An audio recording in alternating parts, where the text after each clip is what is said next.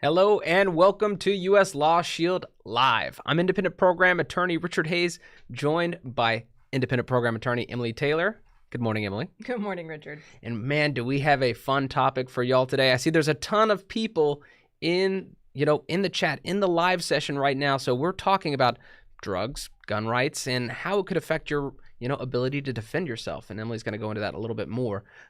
Big thank y'all for hanging out with us today. Big thank you to the U.S. LawShield live crew, making us look good, getting everything set up and running smoothly. And to kick things off, Emily, what are we talking about today? Yeah, so when we talk about the interaction between alcohol, drugs, whether legal or illegal drugs, right, and firearms, I think we've got four real issues come up. We've got the purchase of firearms, right? How does federal law talk about being, a user of drugs, alcohol, etc. when we purchase firearms? We've got just the mere carrying of firearms, right? What does your state's law essentially say about being intoxicated while carrying? We've got your self-defense issues, right? Which is how do I defend myself if I've got some sort of level of intoxication in my body?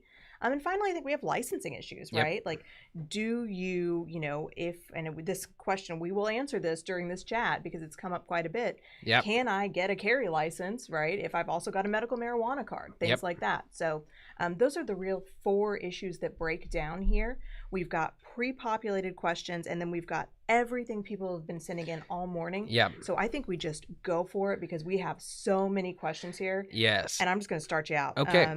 Richard, can you drink alcohol and carry a gun at the same time? That's a great question. And it's going to depend on your state, obviously. And so, and we all know alcohol and firearms don't generally mix. You don't want to carry while you're intoxicated.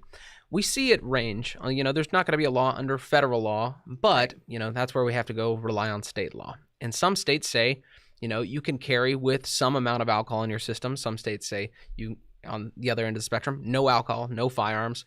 And then you have some I would say in the middle that are, hey, you just can't carry while you're intoxicated. And so we kind of have those three big categories depending on the state that you're in. Here in the state of Texas, the standard is intoxicated. And what does that mean for, and I would say most states are probably that way. Yeah. There are a handful that, really restrict it. Sure. There's some that are zero tolerance. There's zero some tolerance. I can think of that are like 0.04 blood alcohol content is where you cut off. You're carrying while intoxicated. That's illegal. Yep. Yeah. And so, if it theoretically would be legal to consume alcohol, if you're not becoming intoxicated, that might mean you'd be able to go to a restaurant, be able to, let's say you're at an Outback Steakhouse or Chili's and sit at the bar and maybe you have a beer, as long as you're not becoming intoxicated. That might be legal. Right. But bear in mind, that's aside and apart from the issue of does your state allow you to actually sit at that bar? Yeah, another important issue. Yeah, exactly right. And that's totally separate and apart from the actual consumption of the alcohol or other intoxicating substance. Yep. That's just another state law issue you have to think about. And we have a ton of these questions. These are live, so if you get it in now, we just started this session. Make sure to like this video, subscribe so you don't miss this kind of stuff, and leave us a question because it's still early and we still have a good chance of getting to it. So next question to you, Emily. So what if I have a medical marijuana license? Does that prevent me from being able to purchase or possess firearms? How does that work? Yeah, so this is one of the more complicated "it depends" answers you're going to hear from lawyers because we don't really have great legal authority for you. So of course we have marijuana being illegal under federal law. Right. We've got it legal under some states' laws. Yeah. And that really puts your licensing status in a tough spot because let's say you're in a state where marijuana is legal. You have a medical marijuana card. I'm just going to, we're here in Texas. We do not have legal marijuana, but let's call it Colorado. Sure. Right. So you've got that, you've got some sort of documentation that you are a lawful user of marijuana. Right. You would think the state of, let's say, and this is just hypothetical, Colorado, would say, okay, well, that's fine. That's just like, having a beer or a glass of wine every once in a while and also having a carry permit, no problem. The problem comes in that most states have a requirement when getting that carry license that you have to be otherwise qualified to purchase and possess firearms under federal law, right? And they're reporting it to the feds in many of these states. Exactly. So are you, number one, going to be not qualified to possess under federal law, which means you're already committing a crime if you've got that carry license carrying and you have your marijuana card, or potentially, is your state going to say, well, we know that we say marijuana is legal. Right. However, you still can't get your carry license because Right. you have to be qualified under federal law as part of our state's law, and you're not. Yeah. Right? No, it's a tough situation because I talk to clients who say, hey, I have a condition. I don't want to use hardcore narcotics, maybe CBD, maybe marijuana, maybe legally, illegally.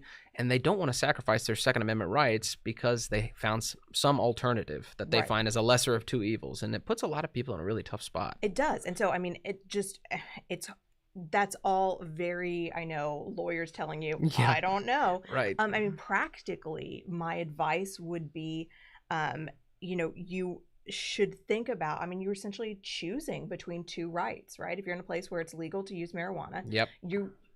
if you want to be safe and you want to be careful, you need to make a choice between your Second Amendment right and this other legal, ability to use marijuana. Because if you put them together, could you potentially lose those Second Amendment rights? Potentially, yes. Yeah. So, I mean, it's one of those things, we don't have good legal authority yet to break it down.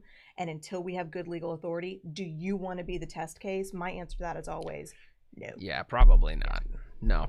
So next question we have, that this came from one of our pre-populated questions.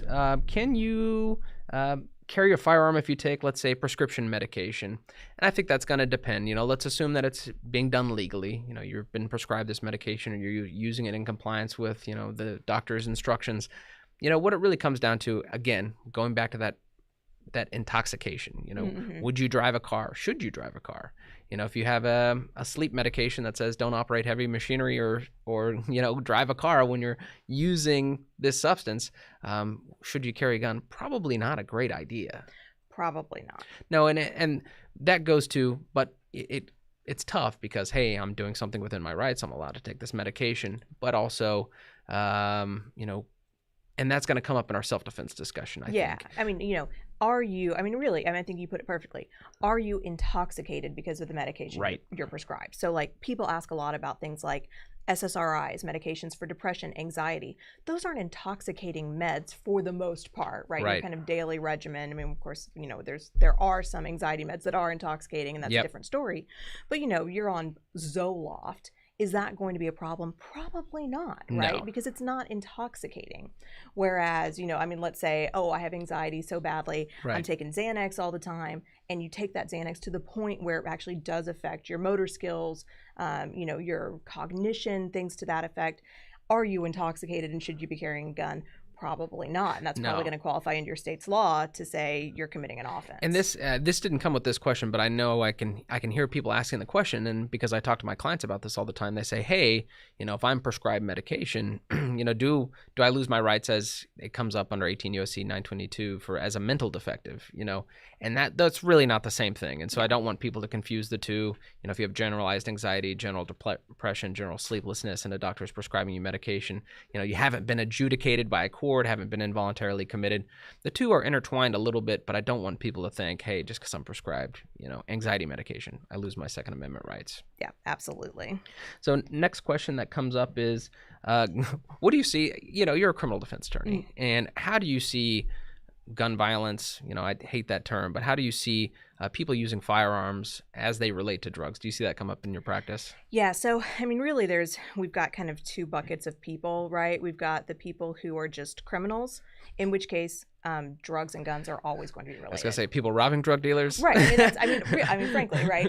Because we've got, in the grand scheme of things, and you were a former prosecutor just as I was, we saw thousands of cases come in front of us, and how many of your violent crime cases had some element of drug use or drug purchasing or drug manufacture?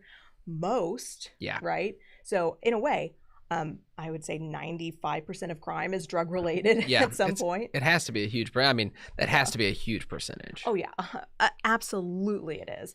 But we've got those people where it's almost always going to be, related. But then we've got, your just lawful carrier who is defending themselves, doing something, they get charged with a crime.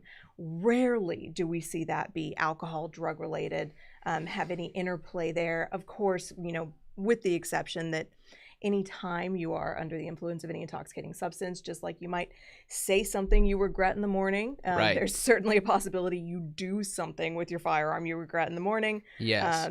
That's just the consequences to that are much sharper than, your husband being mad at you. Yeah, So. and because I think we move on to self-defense, but before we move on to self-defense, talking about purchasing firearms, 18 USC 922 G3, that's our prohibition on someone who is an unlawful user or addicted to, controlled substances, and that's that prohibition.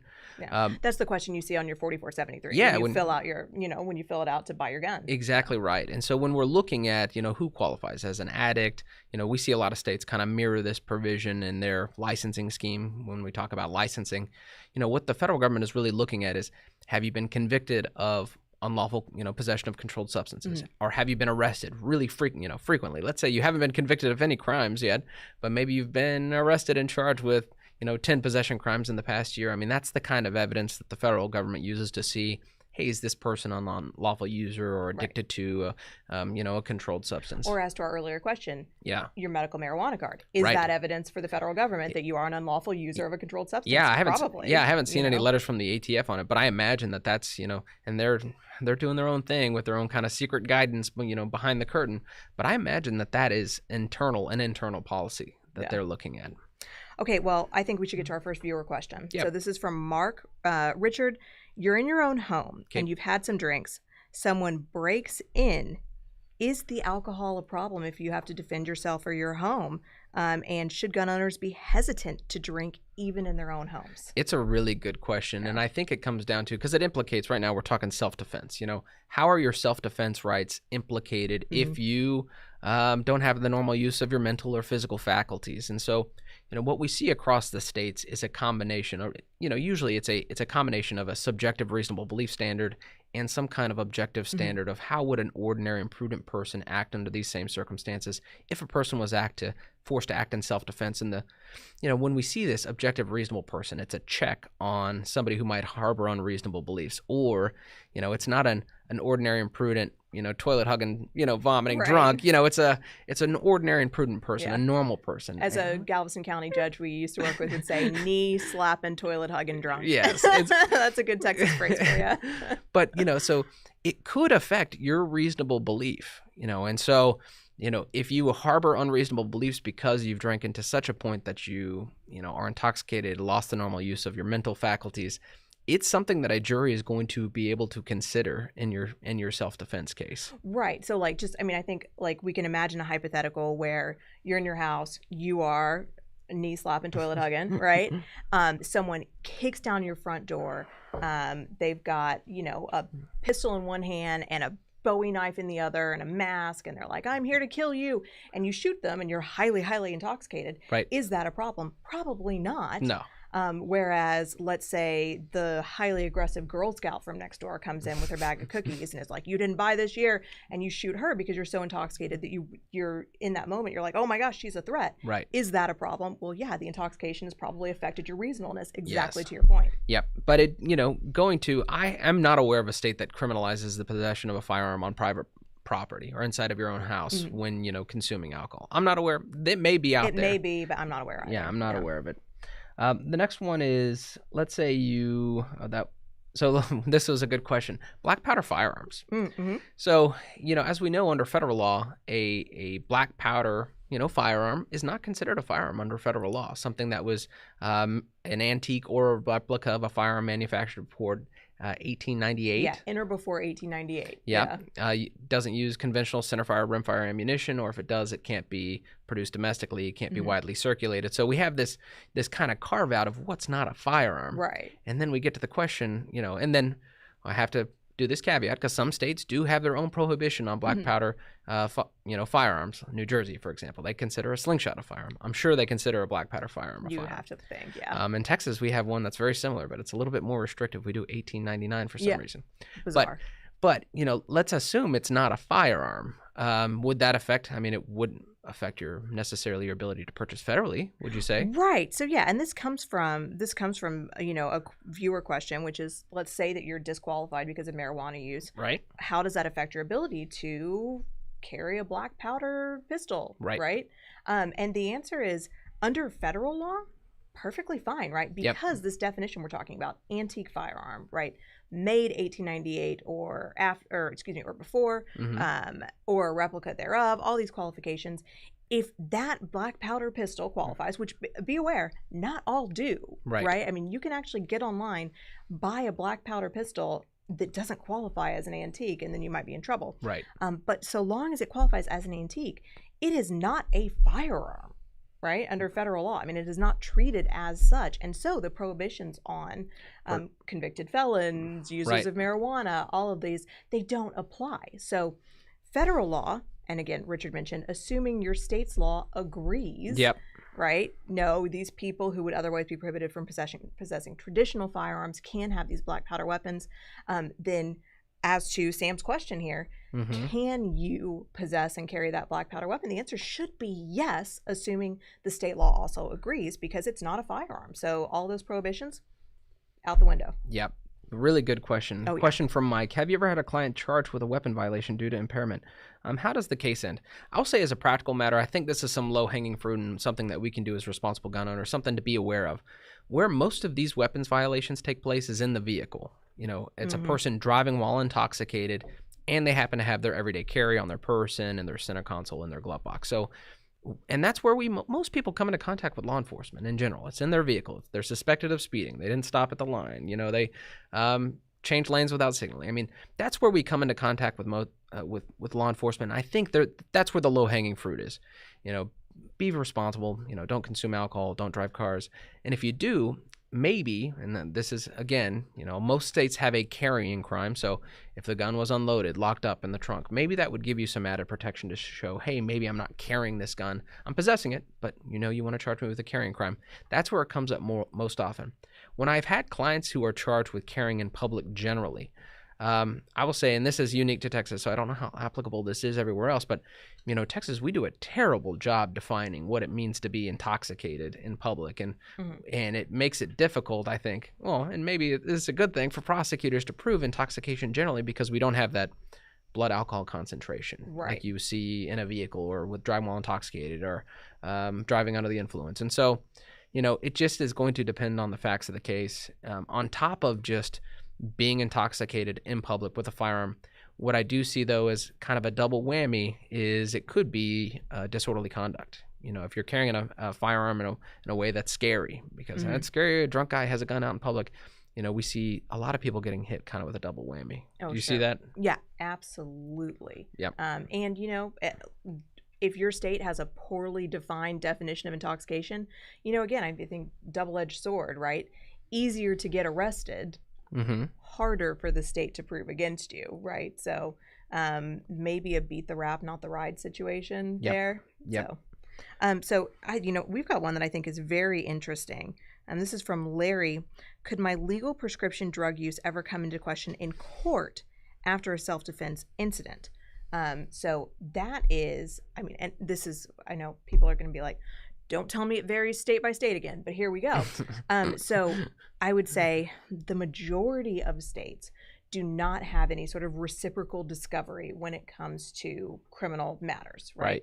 Meaning that as defense attorneys, and this is definitely the case here in Texas, if you come to me and you say, you know, I take Ambien and there was Ambien in my system when I did this and I don't know what to do about it, I am under not only no obligation to disclose that to the other side and to the state of Texas, but in fact, if I did, I would really be risking, I think, my bar license, because it's not acting possibly in your best interest, unless it is. We were having an interesting discussion before we started here about, in fact, a doctor of mine who was like low-key planning a murder by using Ambien. And, you know, that was just, she was joking about how that would be her defense, is that, you know, well, if I killed someone, I would take much Ambien, and I would say that I did it on Ambien. I didn't, you know, memory erased. Not a good idea, by the way. But so, you know, it's only if it's in your best interest does it get disclosed. Now, there are going to be some states where that's not true, right? There are going to be some states where there is some sort of subpoena power or warrant power. Also, bear in mind, they search your house. They're going to find the bottle of the prescription medication, perhaps. That might come in that way. Also, people who have served and are serving in the military, I am so sorry. all those medical records. They're going to be subpoenaed by the state. The state is going to get access to them. They're going to get to comb through them. And then it's going to be a courtroom battle in front of the judge to decide what in your medical records comes in. You know, those of us who are just private citizens like you and I, hopefully a much more difficult battle for the state to get that information to try to use against you in court. Still possible in a variety of different ways. So I would say, you know, for, you know, like this viewer who asks, if it makes you nervous, the only really good answer I have is weigh your options very carefully, right? You know, if there have been a lot of break-ins and a lot of crime in your neighborhood recently, maybe tamper down the medication use if you can, until you feel comfortable again, because it really is, it's like a choose your own adventure kids book as to whether or not this information might make its way into law enforcement hands and into the courtroom. And a self-defense issue that I have seen come up in our cases, you know, clients that we have had in the past, we talk about that objective reasonableness standard. Hey, what if you're intoxicated? I'd say the second kind of ancillary issue people don't think that, you know, is as closely involved as ability to control your emotions, or, you know, when you're interacting with law enforcement, because that comes up, you know, if you have to shoot someone in self-defense, guess what? The police are going to get involved. And if you know, if anyone has hung out with someone who's become intoxicated before, they're a little bit, have a tendency to be a little bit more chatty than, you know, if they were stone cold sober. And so that's the other thing that I think comes up. And on top of that, the way that your memory functions whenever you're intoxicated and your ability to preserve memory or perception, that comes up too. So if you give one statement when you're intoxicated and then a statement later, let's say you sober up, you know, they take you downtown just 6 hours later, you haven't had an opportunity to, you know, keep the party going, right? But that statement is going to look wildly different also. So, so it's important. I mean, if you find yourself in that situation, it's so important. Invoking your rights, invoking your right to an attorney, having an attorney present, because you know, you don't want to find yourself, you know, kind of blabbing, or so to say. John asks, if you're involved in a self-defense shooting, will police require blood alcohol tests or urinalysis? And it's going to depend, you know, what do you say? Yeah, I was going to say, I see it so rarely. Which is unfortunate for us a lot of times, because we are in the situation where our clients actually are not intoxicated, and there's like some sort of you know, weird nebulous allegation in trial that comes up by the state. Well, he had been at dinner before, and you know, and it's like, it's hard. We see that that's a theme in self-defense cases where they don't do a complete investigation. It seems to always hurt the client. Yeah, they really don't. And so, I mean, I can say, of all the self-defense murders I have handled and have on my docket right now, not a single one tested our client, the defendant, for, you know, any sort of intoxicating substances in their body at the time. Now, then on the flip side of that, the person who is the, you know, complainant, right? Some would call the victim, but we choose not to, because they're the attackers, they're the complainant or the decedent. They generally are not tested either, unless they die. And if they die, a toxicology will be run. You know, if they don't die in close proximity to the gunshot, like, I mean, we've had people die weeks later, then that toxicology is not great. But I don't see it as a standard operating procedure like you would with gunshot residue. You know, when you see the people with the brown paper bags on their hands with the tape on it, you know, the police want to be able to finger somebody, say, hey, look, you know, you're the person who shot the gun, you have the gunshot residue on your hands. The time where I see toxicology come up is whenever there's a vehicle involved. You know, for whatever reason, I think that probably triggers some other procedure where we say, hey, a vehicle's involved. You know, maybe there's also a self-defense incident where, you know, we're going to test for drugs. But outside of that, I'd say it's pretty rare. Yeah. And, you know, part of the issue is that self-defense, although we talk about it and think about it and deal with it all day, every day, as far as the government is concerned, self-defense comes up very rarely. You know, when Richard and I were talking about 95% of all these crimes being kind of like, you know, drug-y related, because drugs and crimes just go hand in hand. That's what the state is looking at. And the proportion of cases that are legitimate self-defense issues are so small. They forget, They forget, okay, we're looking at a reasonableness standard here. What do we need to do to investigate that? And instead, they go for things like gunshot residue on hands, which, when When you're your the guy's guy saying, I shot the gun in self-defense, that's always a yeah, little do you need the preposterous. gunshot residue? Right. No, they're looking at things like, well, we got to make sure the bullets from Richard's gun are, Right. the same ones in this body, so we can prove that he shot the gun. When Right. Richard's over there screaming, "I shot the gun. I just did it in self-defense." So Right. they forget. It's like they feel like they're trying to prove a murder. Or check some boxes. Yeah, instead of trying to say, okay, I need to prove whether or not this was actual self-defense. And, devil's advocate, if the police don't do gunshot residue, it's like, y'all don't do gunshot residue on every shooting case. So as the defense attorney, we get... Shh, don't give away our secrets. So going on to licensing, because that was kind of the other thing that came up. We've talked about possession. We've talked about, carrying, talked about self-defense. When you see licensing issues come up, going back to kind of the original point, most states' licenses or permits require that the person be fully qualified to purchase and possess firearms under federal law. That's kind of a big blanket categorization. What other licensing issues do you see come up? Oh, gosh. We have things like,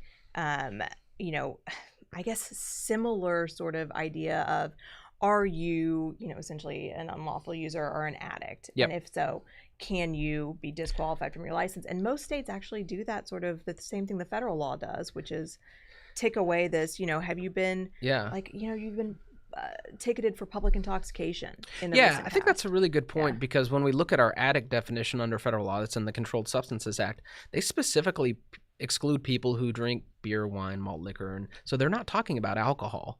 But going over to licensing, I think that's a really good point. Do we see people not getting their licenses or permits issued because maybe they drink regularly or maybe they've had interactions with law enforcement? What do you see? Yeah, absolutely. And it's not the drinking regularly part. It's Right. It's the drinking and then interacting with law enforcement part, right? That's a good point. DWIs, public intoxications, these things, not only could, even a shall issue state generally could take those things and disqualify you for, well, this is evidence that you don't exercise sound judgment in, let's say you've had 5 PIs in the past year. Yeah, that will get you denied a license in Texas 100% of the time. But they're going to, even if the state's law doesn't have a specific provision that says, well, if you've been convicted of an alcohol-related offense this many times, you're automatically disqualified. They're going to take those convictions and potentially use them to prove that you don't satisfy some other requirement. Right. Like most states have a requirement that you be capable of exercising sound judgment with regards to the storing and use of a firearm. Right. Could the state licensing board say, well, the fact that you have, a PI last year and a DWI 4 years ago mean that you're not capable of exercising sound judgment? Sure, they could make that argument, and ultimately it depends on what that state's appeals process looks like once your license gets denied, and who that appeal goes to. Here in Texas, it goes to independent magistrates and then ultimately county court judges. So that's really good for people in terms of, fighting the man on getting their license denied. Yep. Some states, it just goes to a board of the same licensing division. If in Texas, all of our LTC denial appeals went to the Texas DPS to say, did we do the right thing or not? Everyone's license would get denied every time. Yep. So, good question from Chuck. This may be our last question. Chuck says, if you have a glass of wine at a restaurant, you're not intoxicated, and we're defending your life, are you liable for the glass of wine? And I think it raises a really interesting issue that comes up, and we see this from time to time. Let's say you, and I'm going to change Chuck's scenario just a little bit, but let's say you were, because when we were talking about intoxicated earlier, we were talking about defending yourself inside your house. Let's say you were intoxicated out in public. Do you lose your right to self-defense? And the answer is no. But where we find kind of an interesting caveat here in the law, and this you see this all over the place, is maybe it affects if your state has legal presumptions of reasonableness or duties to retreat or stand your ground laws. That's what we're talking about, because what we find over and over and over again is if you're committing a crime at the time that you act and use force or you use deadly force, then maybe you do have a legal duty to retreat. Maybe you don't get a legal presumption of reasonableness. And what is that? How does that affect when let's say this case ends up going to trial? How does that affect you in trial? Yeah, that's a really, really good point. Let's say you're committing one of these offenses. Yeah, you're committing a crime. When you use deadly force, and this sounds really ticky-tacky and like a lot of legalese, but it is so important. Your jury is given a document. Right. Right? Either immediately before or immediately after closing arguments, depending on what state you're in. Yeah. And that document instructs them on what the law is they have to apply to the facts of your case. Yeah. And it sounds silly. Like we watch these trials and we see closing arguments and we're like, oh no, they're making their decision based on the closing argument. When really that document is vital, which is why probably, I mean, I would say 90% plus of cases that get overturned on appeal are because of errors in that document, right? That's pretty much the only way to win an appeal, right? When you're a criminal defendant. And so, we have this situation where if you do everything right, you get your stand your ground, you get your presumptions, assuming you're in a state that has them. That document backs you up with that jury. I mean, that document is saying, you've got to presume Richard reasonable when he did this, or you cannot consider whether or not Richard could have retreated. When that kind of language is absent from that document, you put the jury in a situation of, if they were listening to closing argument and said, I don't know, it's a toss-up. Right.